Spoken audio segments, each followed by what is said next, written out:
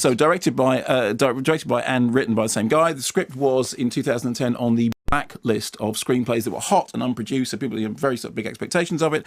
Zac Efron comes on board. Story is three young guys played by Zac Efron, Miles Teller and Michael B. Jordan all decide to make a pact that they will basically stay single because they're all bros together. Because, as you all know, there is a moment in any relationship that is that awkward moment. Here's a clip.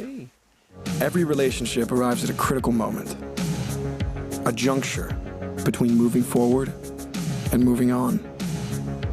I call that moment the so.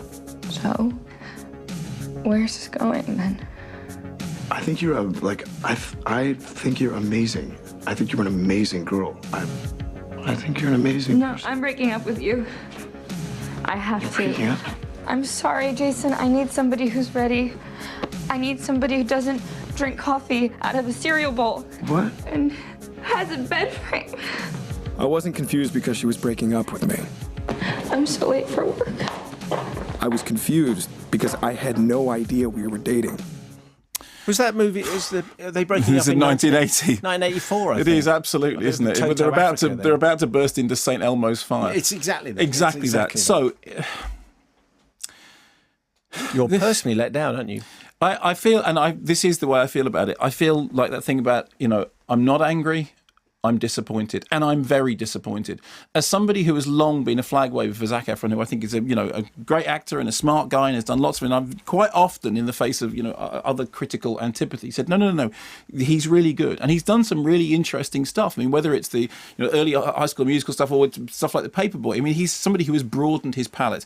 In the case of this is pitched as being, and I think the quote they use is, they say that it's unique because it is a classic rom-com seen from a uniquely male perspective. So the idea is it's a rom-com, but it's about three guys, okay? And so that's the uniquely male perspective. And Zac himself says that what's so great about it is the story allows you to see their side of the situation, the guys, right? But it also gives girls a new perspective on relationships. And it's one of those films which is peopled by people who are from space, who bear no relation to any human characters I have ever seen. These three sort of bromancy guys living a life that doesn't exist anywhere in the real world, talking about each other and their girlfriends in a way that I don't believe that anybody on Earth speaks, spiced up with a bunch of bawdy gags involving toilets and parts of themselves and embarrassing situations in which they turn up at parties laden with sex shop appendages in a way which is sort of meant to say, hey, it's bawdy and hey, this is what guys are like, and guys are going. It's the kind of film in which one of the characters mistakes a girl for a hooker, but she doesn't mind because he's kind of cute, and you just go, I can't believe how witless, charmless, unfunny, and engaging this is. It's one of those films that Vince Vaughn might have turned his nose up at were he young enough to do so.